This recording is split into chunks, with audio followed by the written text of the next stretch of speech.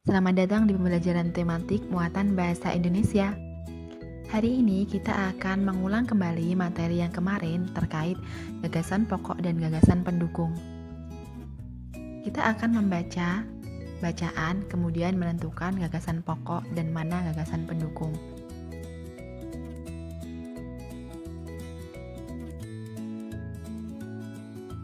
Nah, sekarang bagaimana caranya menentukan gagasan pokok dan gagasan pendukung dalam suatu paragraf? Hal yang pertama yang harus kamu lakukan adalah membaca teks dengan seksama. Kemudian, setiap paragraf silahkan diidentifikasi bagian-bagian mana atau kalimat mana yang menjadi kalimat utama. Dalam kalimat utama berisi hal inti atau hal pokok yang dibahas dalam satu paragraf itu. Nah, sekarang mari kita baca teks berikut. Judulnya Bekerja Sama Dalam Keberagaman. Edo dan kelima temannya mendapat tugas untuk melakukan percobaan tentang bunyi. Sepulang sekolah, mereka berkumpul di rumahnya. Setiap orang sudah menyiapkan peralatan yang dibutuhkan. Lani dan Ius membawa beberapa kaleng yang sudah dilubangi. Udin dan Benny membawa benang kasur. Mereka berkumpul di halaman depan rumah. Keenam sekawan siap bekerjasama melakukan percobaan. Nah, kira-kira mana hal pokok yang menjadi inti dari suatu paragraf tersebut?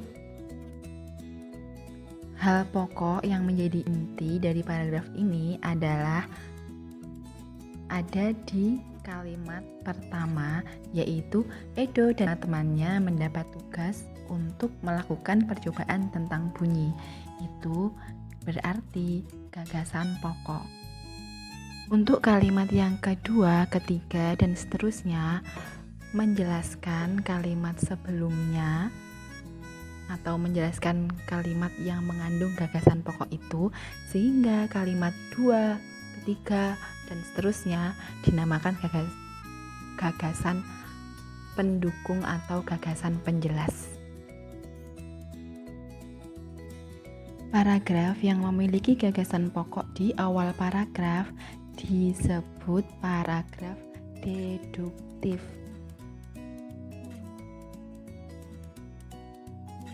Sekarang mari kita baca paragraf yang kedua. Saat percobaan akan dimulai, tiba-tiba terdengar adzan.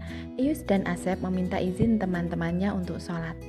Temannya mengizinkan mereka untuk melakukan ibadah. Edo meminjamkan ruang makannya untuk digunakan Ius dan Asep sholat. Meskipun Edo beragama Katolik, ia tidak keberatan rumahnya dipakai untuk sholat. Benny yang beragama Kristen, Dayu yang beragama Hindu, dan Lani yang beragama Buddha menunggu dengan sabar temannya beribadah. Keenam sahabat selalu menghargai satu dengan lainnya. Nah, kira-kira mana ya kalimat yang mengandung gagasan pokok? Iya, tepat sekali. Kalimat yang mengandung gagasan pokok adalah kalimat yang terakhir, yaitu kalimat keenam sahabat selalu menghargai satu dengan yang lain. Paragraf kedua ini memiliki gagasan pokok di akhir paragraf atau di kalimat terakhir.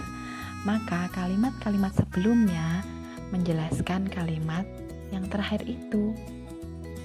Sehingga kalimat yang terakhir adalah kalimat yang mengandung gagasan pokok, sedangkan kalimat yang di sebelumnya, kalimat pertama, kedua, ketiga mengandung gagasan pendukung atau penjelas.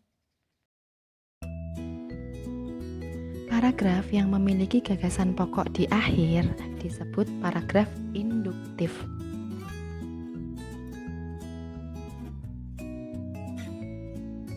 Untuk paragraf ketiga, silahkan diidentifikasi ya, termasuk paragraf deduktif atau paragraf induktif.